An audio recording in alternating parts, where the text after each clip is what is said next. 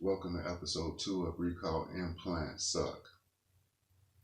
Please hit the like or subscribe button or leave a detailed message in regards to information and content for the show. The last show, I left off speaking about how important it was to obtain your medical records, and I still feel that is important to do so today. I have a disclaimer, I'm not a lawyer or a doctor, so please, I will not be giving legal advice or medical diagnosis. Please seek a professional in regards to that matter. Now, some of the documents that you will find in your medical records once you get them would be your ambulance field form, your medication authorization record. They have event logs. You would have your discharge summary. You will have your outpatient treatment log. Also, there would be documents that you have signed or initialed, like authorization forms or consent forms. Once you have all those documents, then you can start to put together a narrative, a story line of what happened to you during the surgery or doctor's visit or anything detailing a medical history. And so today I would like to discuss my personal story. I was implanted with ICD in 2005.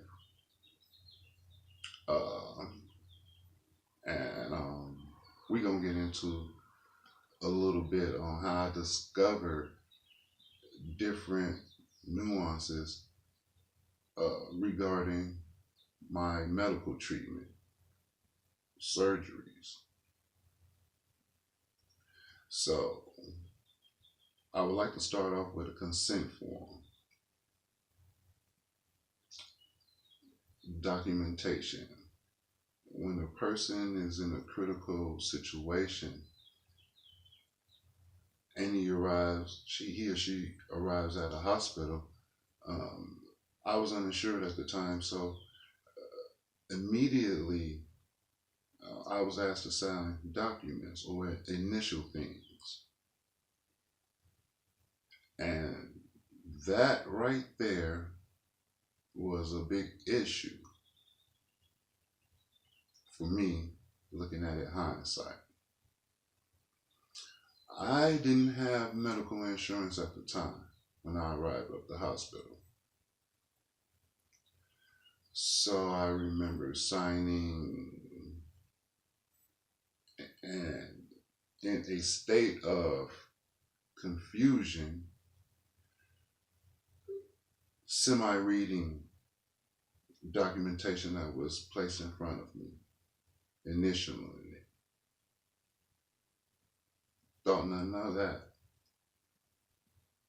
I thought nothing of it, or even the importance of that.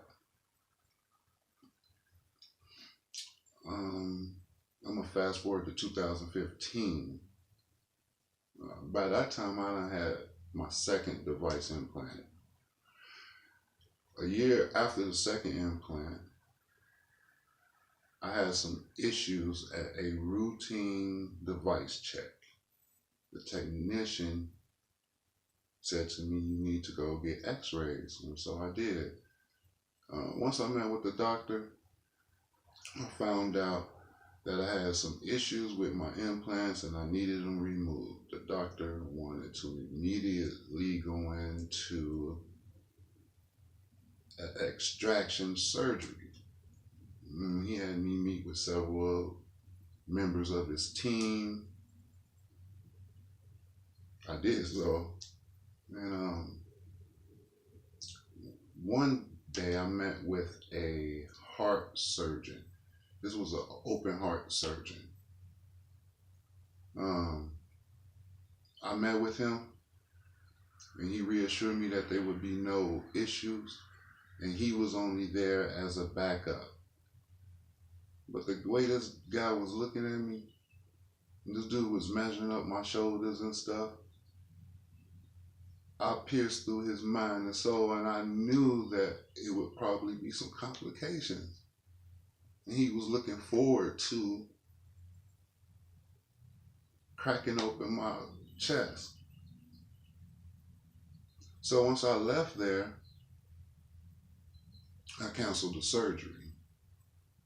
Now, these consent forms.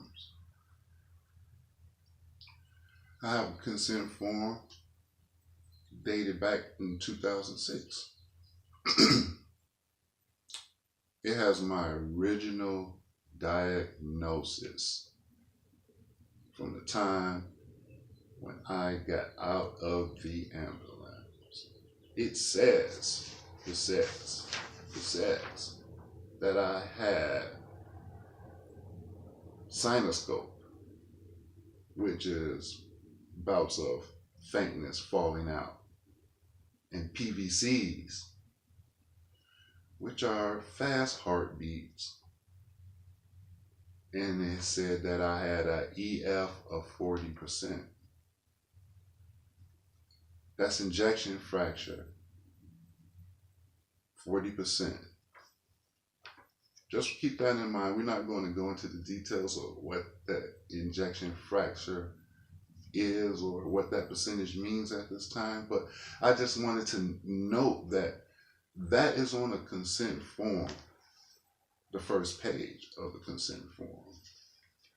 And so other information on the consent form, I initialed and signed.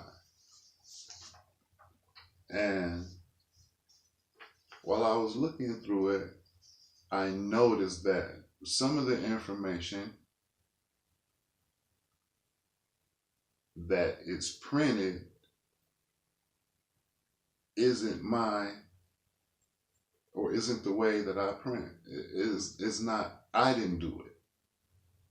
I initialed some of the things, yes. The printing I didn't. So there was one document in the consent form. This is a consent for operation, procedure, and a blood transfusion. That's what it says.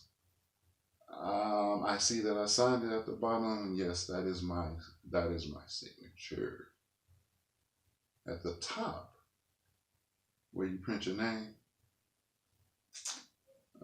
I don't write like that. That's not my writing. But interesting enough, in this sense, I am authorizing an institution to, what does it say? It says, implant me with a pacemaker and ICD.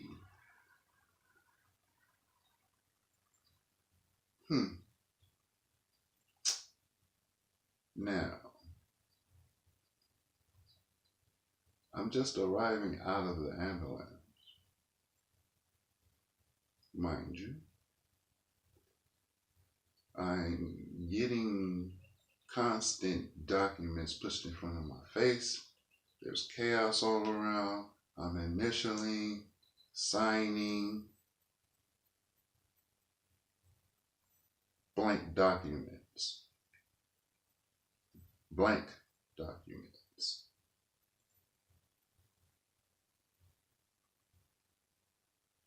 Blank documents.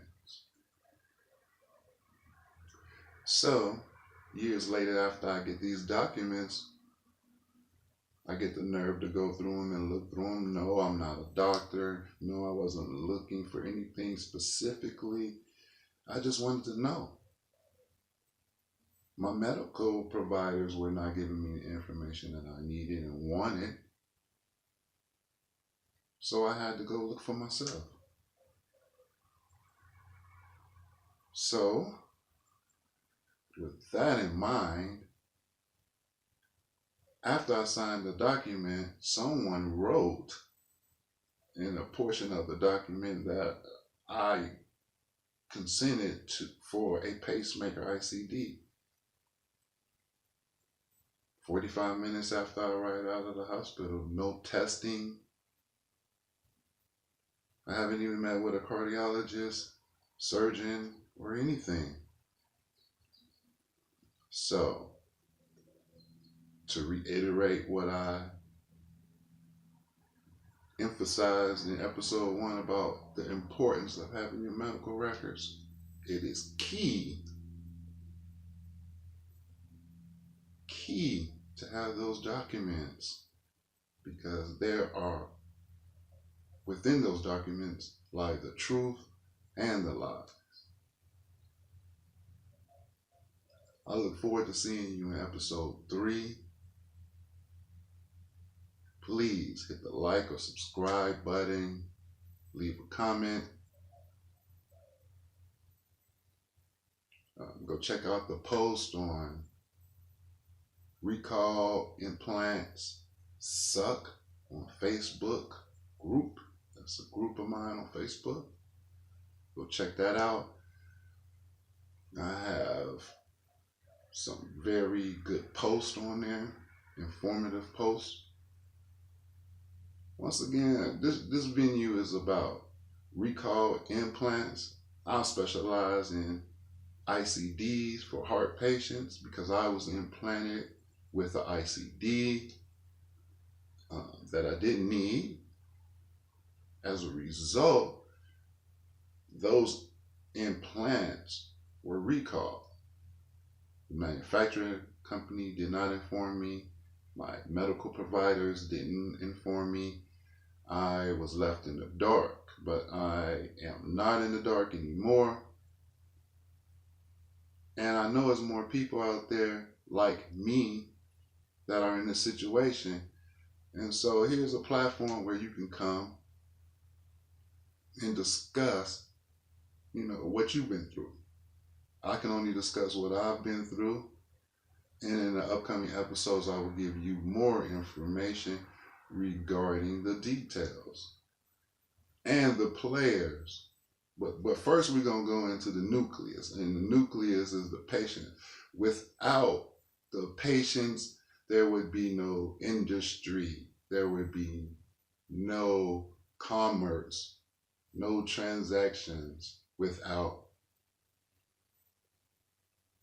the patient, the client, the victims. I'll see you next time. Peace.